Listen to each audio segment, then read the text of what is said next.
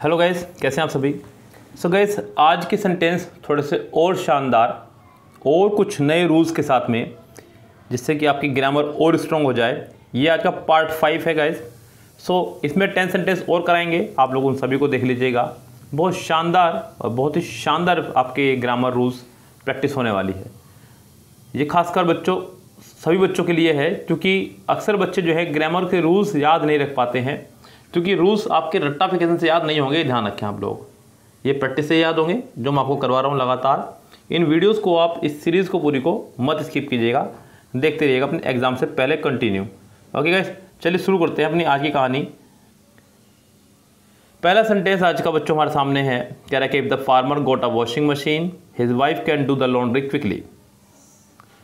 Sentence देखिएगा ध्यान से बच्चों, और उसके बाद में आप एरर निकालने की कोशिश कीजिएगा अपने आप से भी। क्या कह रहा है बच्चों? कह रहा है कि इफ़ द फार्मर गॉट। बच्चों यहाँ पर जो गॉट है ये एज ए सेकेंड फॉर्म इस्तेमाल किया जा रहा है गेट की। गेट की सेकेंड फॉर्म है गॉट, और थर्ड फॉर्म भी यही होती है, कई बार गॉटन भी इस्तेमाल की जाती है। इस गैस कुछ वर्ब्स ऐसी हैं जिनकी थर्ड फॉर्म दो होती हैं, हालांकि दोनों थर्ड फॉर्म नहीं कहलाती हैं, एक को last form of the verb भी कहा जाता है। यहाँ छोड़ी इस बात को बच्चों, यहाँ पे कुल मिला के बात यह है कि हमारा ये सेंटेंस चल रहा है पास्ट में, गोट आ रहा है, सेंटेंस चल रहा है हमारा पास्ट में, यानी कि सेकंड फॉर्म में। अब बच्चों जब तक ये सेंटेंस पास्ट में चल रहा है तो पूरा सेंटेंस आपका पास्ट में चलेगा, बिकॉज सेंटेंस का मेन पार्ट है। वैसे भी सेंटेंस ये कंडीशनल है, जब सेंटेंस हमारा कंडीशनल हो, if, unless, until, in case, provided, as long as, so long as आदि वर्डों से जुड़ा हो, तो जैसा इफ़ के बाद होगा वैसा ही आपका सबके पास होना चाहिए। ये ध्यान रखें आप लोग। ओके गाइस, तो यहाँ पर इफ़ वाला पार्ट पास्ट में है तो आपका बाद वाला पार्ट भी पास्ट में ही होगा।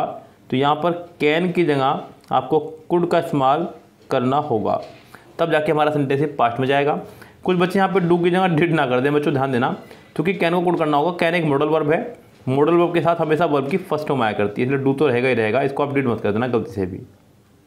तो गाइस यहाँ सेंटेंस में एरर जो हो जाएगी वो हो जाएगी बी पार्ट में, कैन को कुड करना होगा।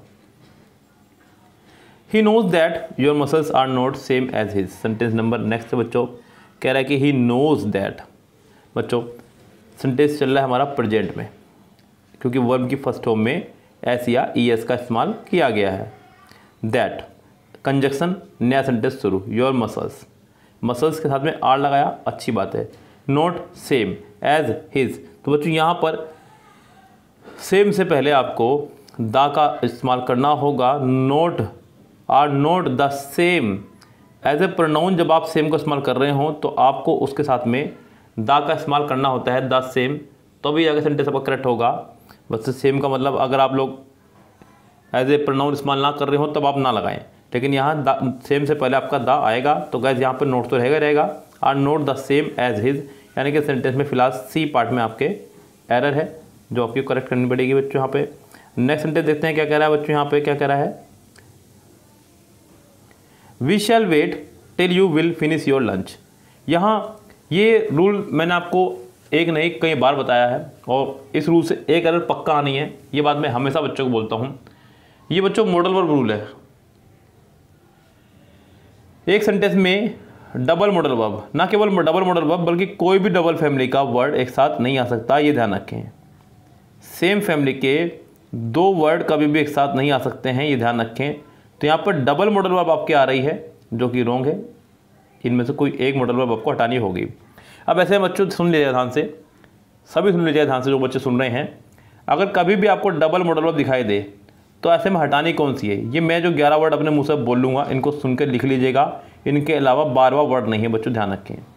तो 11 वर्ड है आपके if, unless, until, in case, provided, as long as, so long as, when, before, after, whether. तो यहाँ आप कहेंगे सर टिल तो आपने बोला नहीं, अनटिल और टिल एक जैसा ही काम करते हैं, आपको इसके बाद वाली मॉडल वर्ब हटा देनी है, यानी कि सेंटेंस के सी पार्ट में आपकी एरर है। नेक्स्ट सेंटेंस कह रहा है कि फ्लावर्स, बच्चों पुलुरल ध्यान देना, that are just picked begins to rot in 50 second. बच्चों यहाँ सेंटेंस में आपकी अभी तक फ्लावर की वर्ब नहीं आई है, ये जो दैट के बाद वर्ब आ रही है, आप भले ही फ्लावर की पसंद से रहिए लेकिन है ये दैट की है बच्चों, ये ध्यान दीजिएगा। जब भी सेंटेंस हमारा रिलेटिव प्रोनाउन से जुड़ता है और रिलेटिव प्रोनाउन के बाद जो वर्ब आती है वो पिछले वाले सब्जेक्ट के अकॉर्डिंग आया करती है, लेकिन वो होती ही रिलेटिव प्रोनाउन के लिए ही है, वो उसकी नहीं है, वो रिलेटिव प्रोनाउन की ही वर्ब है। यस गाइस, रिलेटिव प्रोनाउन की ही वर्ब है। तो ये तो वर्ब इसकी हो गई है, दैट आर जस्ट पिक्ड, खत्म बात। अब ये वर्ब है हमारी फ्लावर्स की। मतलब फ्लावर्स उसने एज ए प्लूरल इस्तेमाल किया है, तो आप वर्ब भी प्लूरल इस्तेमाल करेंगे, बिगिन्स नहीं, यहाँ पे आप लोग इस्तेमाल करेंगे बिगिन, यानी कि वर्ब की फर्स्ट फॉर्म। सेंटेंस के सी पार्ट में फिर से आपको एरर दी गई है गाइस, यहाँ पर आपका सी पार्ट पूरी तरह से रॉन्ग होगा। अगला देखिए ध्यान से क्या कह रहा है बच्चों यहाँ पे,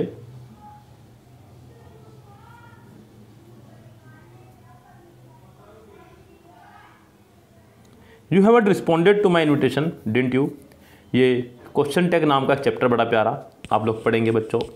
क्वेश्चन टैग चैप्टर में क्या बोलता है कि जिस तरह की हेल्पिंग वर्ब का इस्तेमाल किया गया हो सेंटेंस के मेन पार्ट में, उसी तरह से आपका बनना चाहिए question tag.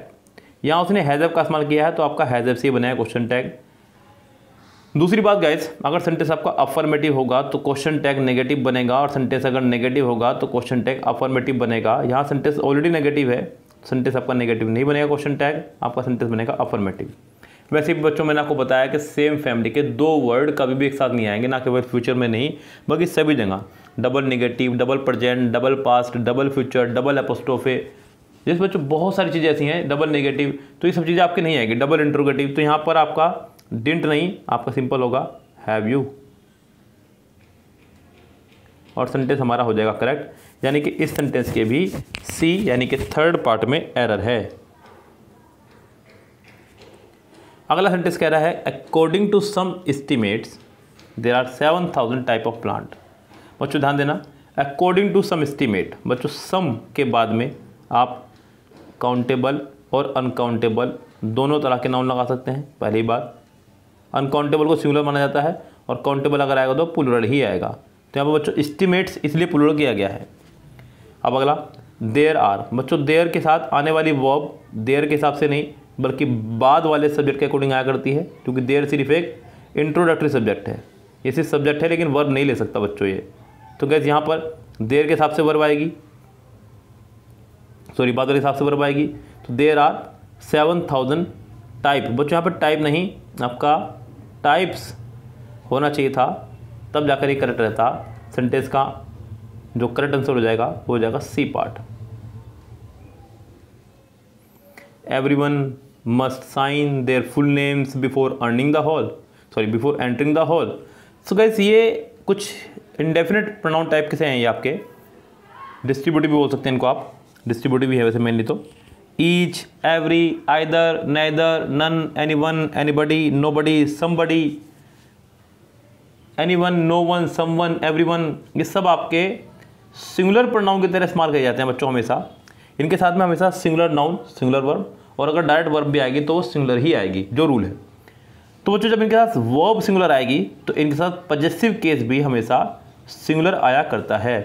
Each, every, either, neither, none, anyone, anybody, nobody, somebody, इन सब के साथ में पॉजेसिव केस हम सिर्फ और सिर्फ हिज या हर का इस्तेमाल करते हैं। तो यहाँ पे देयर आपका नहीं आना चाहिए था बच्चों, देयर नहीं, यहाँ पर हिज फुल नेम आपका होना चाहिए था या हर फुल नेम, क्योंकि यहाँ तो क्लियर नहीं हो रहा है कि जेंट्स हैं या गर्ल्स। लेकिन फिलहाल यहाँ पर आप लोग देयर नहीं हिज का इस्तेमाल करें या हर का इस्तेमाल करें, आपको नंबर मिलेंगे। आपके सेंटेंस के बी पार्ट में एरर है। The great wall of China is the one structure build by man visible from the moon. The great wall of China, चलिए ऑफ के बाद कुछ नहीं मानते हैं, खत्म बात। द ग्रेट वॉल ऑफ के हिसाब से इज आया, बिल्कुल ठीक है। अब is the one structure build, बच्चों इज एम आर की बिल्ड आपकी वर्ब की फर्स्ट फॉर्म में ध्यान देना।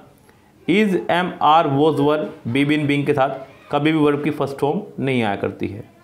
इनके साथ या तो वर्ब की फर्स्ट फॉर्म में आईएनजी या फिर वर्ब की थर्ड फॉर्म आया करती है। आईएनजी आपकी एक्टिव में, थर्ड फॉर्म आपकी पैसिव में।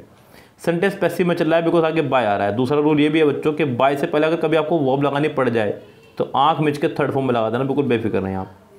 बाय से पहले कभी भी आपको वर्ब लगानी पड़ जाए तो आंख मिच के थर्ड फॉर्म लगाइएगा। तो यहाँ पे बच्चों बिल्ड नहीं बिल्ट थर्ड फॉर्म होनी चाहिए थी। अब कुछ बच्चों को ये भी डाउट हो सकता है कि यही थर्ड फॉर्म हो, क्योंकि आखिर में डी आ रहा है। जैसे कि हमने बहुत सारी वर्ब ऐसी पढ़ी है जब आखिर में ईडी आता है तो थर्ड फॉर्म कहलाती है, प्लेड, डांस, कुकड़, तो हमें लगता है कि शायद बिल्ड भी हमारी थर्ड फॉर्म ही है। अगर ऐसे में कभी आपको डाउट हो कि बिल्ड फर्स्ट फॉर्म है या थर्ड फॉर्म, तो आप कभी भी किसी भी वर्ब में आईएनजी लगा के देखें। अगर आपके आईएनजी लग गई तो समझो फर्स्ट फॉर्म है, और आईएनजी नहीं लगती है तो समझो वो थर्ड फॉर्म है या सेकंड फॉर्म है। तो फिलहाल इसको थर्ड फॉर्म बनाइए। आपको ऐसा करना होगा बिल्ड, सेंटेंस के बी पार्ट में है error. In the fourth semester of the course the attendance fell down. In the fourth semester of the course the attendance fell down. बच्चों यहाँ ध्यान दीजिएगा, आपका वर्ड इस्तेमाल किया गया in the fourth semester of the course the attendance fell down. Sentence तो सिर्फ बच्चों यही था, बस इतना ही। ये तो आपका प्रीपोजिशनल पार्ट है। The attendance fell down. आपका जो वर्ड है फेल, ये आपका एक वर्ब है जिसका मीनिंग होता है घटना। ये बच्चों अगला है आपका फेल डाउन। अगर मैं पूरा का इस्तेमाल बात करूँ, फेल डाउन जो कि खुद एक वर्ब है जिसका मतलब होता है बच्चों गिरना। यस, गिरना मतलब जैसे कि किसी जिन्ने से आप गिर जाएं, किसी सीढ़ी से आप गिर जाएं, सड़क पर चलते थे गिर जाएं, तो फेल डाउन। सड़क पर चलने को गिरना नहीं बोलेंगे, किसी ऊंचाई से गिरने को ही फेल डाउन बोलेंगे। क्योंकि तब तो आप फेल डाउन करेंगे। फेल डाउन का मतलब समझ रहे ना बच्चों आप, गिरना तो है लेकिन ऐसा नहीं कि अटेंडेंस गिर गई। अटेंडेंस गिरना नहीं, किसी व्यक्ति का गिर जाना। तो यहाँ पर फेल डाउन नहीं, ओनली फेल से काम चला लें। इस गैस तो सेंटेंस में आपका सी पार्ट में एरर हो जाएगी। मुझे उम्मीद करता हूँ कि आप समझ गए होंगे। They had often heard about the ship they have to travel on. They had often heard about the trip. उन्होंने अक्सर उस ट्रिप के बारे में सुना था जिस पर उनको अभी ट्रैवल करना था। बच्चों ध्यान देना, ऐसी कोई चीज़ मान लीजिए आपको शाम को उस पर घूमने जाना है, आपने उसके बारे में पहले कई बार सुन रखा है, तो आप बड़े उत्साहित रहते हैं। तो यहाँ पे ये मत सोचना कि ये सेंटेंस हमारा प्रेजेंट और पास्ट में क्या चल रहा है। बच्चों ये उसको सुना है उसने, मतलब इस वे ऑफ फॉर्म में ले जा रहा है सेंटेंस को। तो गैस इस सेंटेंस को पास्ट में ही बना सकते हैं आप, प्रेजेंट में से बना भी नहीं सकते। तो ये सेंटेंस बिल्कुल करेक्ट है। इस सेंटेंस में कोई एरर आपकी नहीं है। नो एरर कहते हुए आप लोग आगे बढ़ेंगे बहुत तेज़ी से। लीजिए, बढ़ने की ज़रूरत नहीं है। यहाँ मेरे 10 सेंटेंस खत्म हो गए हैं। और बच्चों उम्मीद करता हूँ कि ये सेंटेंस आपको बहुत अच्छे समझ में आए होंगे। इसमें कुछ सेंटेंस ऐसे थे जिन्होंने आपको बहुत अच्छे अच्छे रूल्स दिए हैं। उन रूल्स को खूब अच्छे से कैरी कर लीजिएगा। बहुत ही अच्छे नंबर आपके आ जाएंगे अगर आप इसी तरह से अपने ग्रामर के रूल्स पर कमांड बनाते चले गए तो। ओके गाइस, फिलहाल चलते हैं, लेते हैं आपसे विदा। मिलते हैं नेक्स्ट वीडियो के साथ में। तब तक के लिए goodbye, have a nice day.